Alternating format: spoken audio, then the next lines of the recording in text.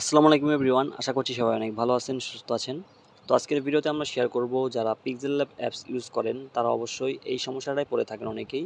যেমন ধরেন আপনাদের ফোন যখন রিস্টার্ট হয়ে যায় তখন কিন্তু আপনারা যে প্রজেক্টগুলো নিয়ে কাজ করেন, যেমন পিএনজি ফাইলগুলো, এগুলো কিন্তু আপনাদের ফোন থেকে হারিয়ে যায়। আপনারা কিভাবে এগুলো একদম সংরক্ষণ করে রাখতে পারবেন? আপনারা যদি একটা ফোন থেকে অন্য একটা ফোনে শিফট হন তাও কিন্তু আপনারা এই ফাইলগুলো কিন্তু অন্য একটা ফোনে গিয়ে ইউজ করতে পারবেন। তো এটা কিভাবে করবেন? তো চলুন সরাসরি আমরা আপনাদেরকে দেখিয়ে দিই। তো আপনারা ধরেন সাপোজ একটা ফোন থেকে যখন আরেকটা ফোনে শিফট করবেন তখনও কিন্তু আপনারা এই ফাইলগুলো ওই অন্য ফোনে ট্রান্সফার করে নিতে পারেন, অথবা আপনাদের ফোন যদি রিস্টার্ট হয়ে যায় তার আগে কিন্তু আপনারা অবশ্যই এই কাজটা করে রাখবেন, তাহলে আপনাদের এই ফাইলগুলো সেভ থাকবে। তো চলুন আমি দুইটা প্রসেসই আপনাদেরকে দেখিয়ে দিচ্ছি। ফার্স্টেই দেখাবো আপনারা যখন একটা ফোন থেকে অন্য একটা ফোনে শিফট হবেন, আপনি চাচ্ছেন যে আপনাদের এই ডিজাইনগুলো যেন ওই ফোনে গিয়েও ঠিক এইভাবে থাকে।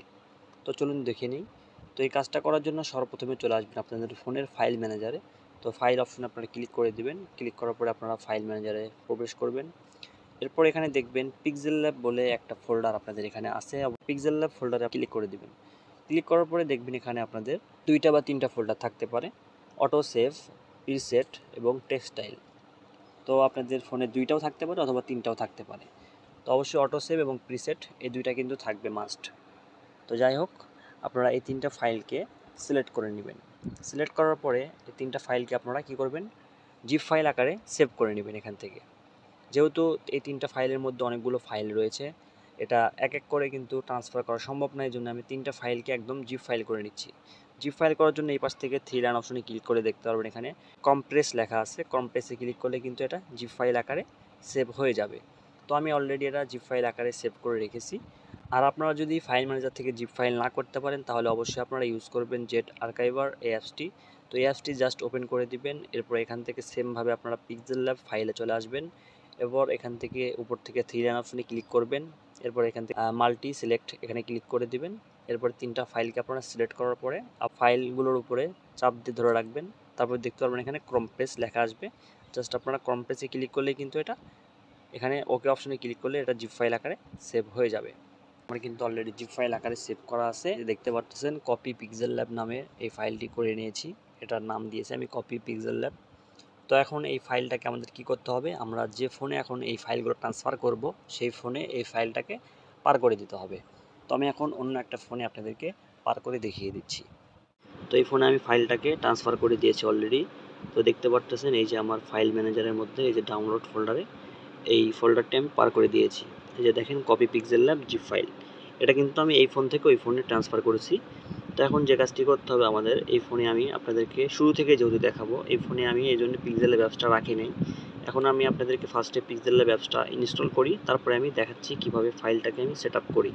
তো ফার্স্টে আমি পিক্সেল ল্যাব অ্যাপসটাকে আগে ইনস্টল করে নিই। এই অ্যাপস ইনস্টল করার সময় আপনারা অনেকে এরকম ধরনের সমস্যায় ফেস করেন। তো এরকম ধরনের সমস্যা আসলে জাস্ট আপনারা মোর ডিটেলসে ক্লিক করবেন। এরপরে ইনস্টল এনিওয়েতে ক্লিক করলে কিন্তু আপনাদের ফোনের পাসওয়ার্ডটা চাইবে, পাসওয়ার্ড দিয়ে দিলে কিন্তু আপনাদের অ্যাপসটা ইনস্টল হয়ে যাবে। তো যাই হোক, ইনস্টলের বিষয়টা আপনাদেরকে দেখিয়ে দিলাম। তারপর ইনস্টলটা হোক, এরপরে আমি আপনাদেরকে দেখিয়ে দিচ্ছি ফাইলগুলোকে কীভাবে আপনারা অ্যাড করবেন। তো দেখেন পিক্সেল ল্যাব কিন্তু আমাদের ফোনে ইনস্টল হয়ে গেছে। এখন জাস্ট আমি অ্যাপসটা ওপেন করতেছি। অ্যাপসটা ওপেন করে দিলাম। ওপেন করার পরে অবশ্যই সকল পারমিশনগুলো আগে অ্যালাউ করে দিবেন। অ্যালাউ করার পরে এখন দেখেন আমি থ্রি লাইন অপশনে ক্লিক করি, ওপেন ডট পিএলপি ফাইলে গেলাম, দেখেন কোনো কিন্তু পিএলপি ফাইল এখানে নেই, একদম কিন্তু জিরো। এখন জাস্ট আমাদের যে কাজটি করতে হবে, আমাদের পিক্সেল ল্যাব অ্যাপস যেহেতু আমরা এইমাত্র ফোনে ইনস্টল করলাম, আমরা যে কোনো একটা ফটো এখান থেকে জাস্ট সেভ করে নিব। এটা কী জন্য সেভ করব, এখান থেকে যখন আমরা একটা ফটো সেভ করব তখন আমাদের ফোনে পিক্সেল ল্যাব নামে একটা ফোল্ডার ক্রিয়েট হয়ে যাবে। এই কারণে আমরা যে কোনো একটা ফটো এখান থেকে সেভ করে নিলাম। সেভ করা হয়ে গেলে এখন জাস্ট আমরা কী করব, ফাইল ম্যানেজারে চলে আসব। ফাইল ম্যানেজারে চলে আসার পরে অল ফাইলে যাব। দেখেন আমরা অল ফাইলে চলে আসলাম। দেখেন এই যে পিক্সেল ল্যাব নামে কিন্তু একটা ফোল্ডার ক্রিয়েট হয়ে গেছে। এবার দেখেন পিক্সেল ল্যাব অ্যাপসের মধ্যে কিন্তু কোনো ফাইল এখানে নেই। তো এখন আমরা কি করব, এখানে আমরা আগের যে ফোন থেকে যে জিপ ফাইলটা করেছিলাম সেই জিপ ফাইলটাকে আমরা আগে আনজিপ করব।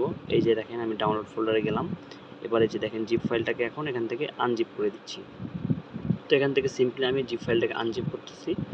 আনজিপ হয়ে গেলে দেখবেন এখান থেকে এই যে কপি পিক্সেল ল্যাব, এই যে এটা কিন্তু আনজিপ হয়ে এই ফোল্ডারটা বের হয়েছে।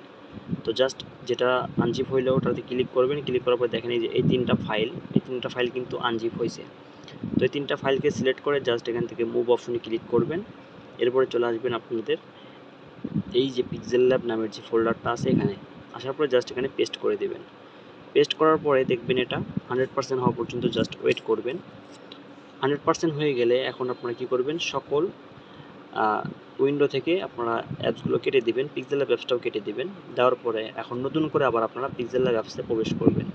জাস্ট দেখেন নতুন করে আমি যখন পিক্সেল ল্যাব অ্যাপস ওপেন করার পরে এখন যদি আমরা এখান থেকে উপরে থ্রি লাইন অপশনে ক্লিক করে ওপেন ডট পিএপি ফাইলে ক্লিক করি, দেখেন আমার কিন্তু আগের যে ফোন থেকে যে ফাইলগুলো সেভ ছিল সেই ফাইলগুলো কিন্তু এখানে চলে এসেছে। দেখতে পাচ্ছেন খুব সুন্দরভাবে কিন্তু এখন আমি এগুলোকে চাইলে অ্যাড করে কিন্তু কাজ করতে পারবো। তো এইভাবে কিন্তু আপনারা একটা ফোন থেকে আরেকটা ফোনে কিন্তু খুব ইজিলি ফাইলগুলোকে এইভাবে ট্রান্সফার করতে পারেন। আর এইভাবেই কিন্তু আপনারা এই জিপ ফাইলটাকে আপনারা সংগ্রহ করে রেখে আপনাদের ফোন যদি রিস্টার্ট দেওয়ার প্রয়োজন হয় তাহলে কিন্তু রিস্টার্ট দিতে পারেন অনায়াসে, কোনো নিশ্চিন্তেভাবে, কারণ আপনারা খুব সহজেই পরবর্তীতে এই ফাইলগুলো এখান থেকে রিকভার করতে পারবেন। তো আশা করি বিষয়টা বুঝতে পেরেছেন আপনারা। যদি কোথাও বুঝতে সমস্যা হয় অবশ্যই কমেন্ট করে জানাবেন। ভালো লাগলে অবশ্যই ভিডিওতে লাইক করে দিবেন এবং পরবর্তী ভিডিওতে আপনারা কোন ধরনের বিষয় দিয়ে ভিডিও চান সেটাও কিন্তু কমেন্ট করে জানাতে ভুলবেন না। তো সবাই ভালো থাকবেন, সুস্থ থাকবেন, সবাইকে আল্লাহ হাফেজ।